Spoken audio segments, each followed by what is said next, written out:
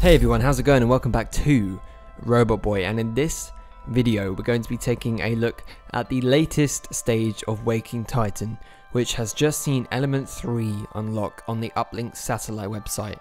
And I'm also going to be discussing what the last 3 elements could now potentially be. Firstly, I'd like to apologize for the delay with this video.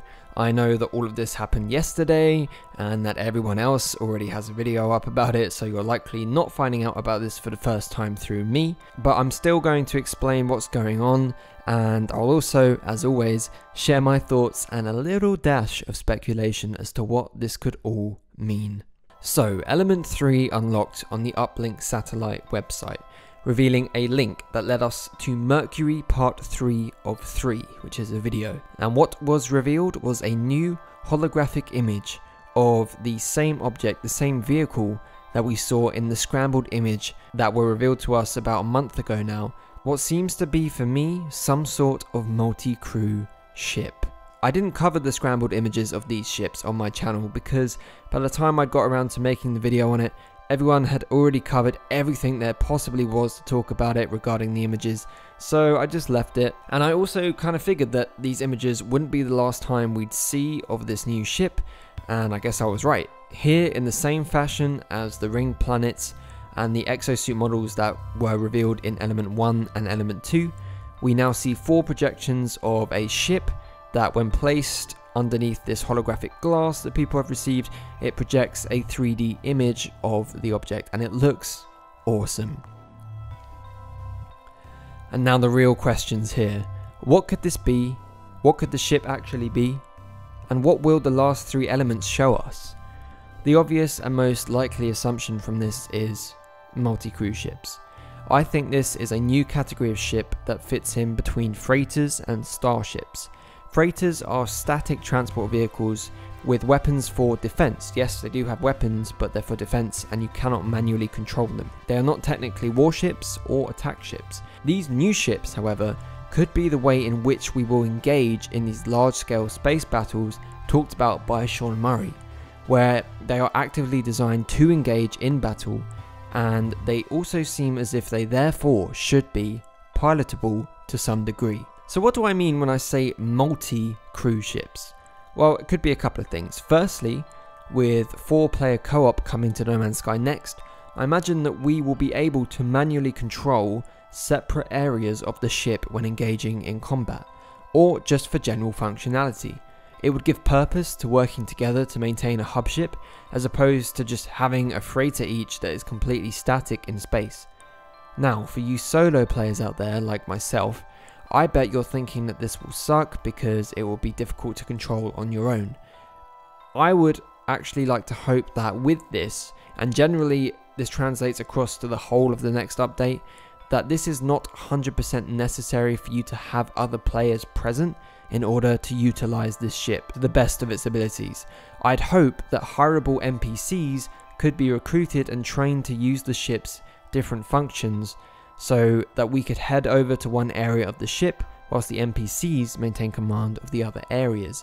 Some wider speculation has led to believe that the front of the ship is actually a large cargo bay door that can open. What's interesting is that we can see some landing pads on the side of the ship. It's very Star Destroyer-like, which I love. So that's where I imagine our starships would enter and exit this multi-crew ship.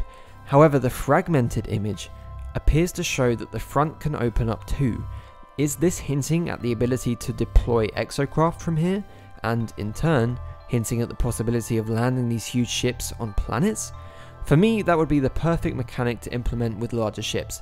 Instead of just having freighters floating high above the atmosphere, it'd be awesome to manually fly these ships down to a planet and land it, allowing it to serve as a mobile hub on planets. If this were to be the case, which I know is a stretch based off this one image alone, but hey, this is the speculation part, then oh my. That is what I've always wanted from a space exploration game. It's what I've always wanted from No Man's Sky.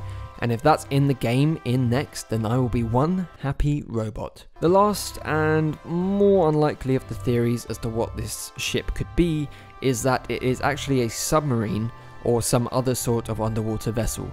I don't think this is what this vehicle is. It looks way too big, way too weaponized to be used for underwater. so I wouldn't assume it's related to anything underwater. But this does now lead us on to the element 4, 5 and 6 speculation. So yes, ultimately this new element 3 wasn't actually truly anything new. We've seen this before, we've speculated before, we knew this was coming one way or another. We didn't need to see this to know that this ship could potentially appear in Next. And all this is doing is kind of cementing that in there for us. A lot of people are getting frustrated that, yeah, element 2 was an exosuit, considering that we've had multiple reveals of the exosuits beforehand. Even the ring planet in element 1 was already hinted at on the box art that was revealed over a month ago now. And yes, element 1 confirmed it, but it wasn't as much of a surprise, like with element 2, and now kind of like element 3 as well. However, now the 3 elements revealed so far have covered the big 3 new features that have already been shown to us somewhere before. Ringed planets, exosuits, and battlecruiser ships.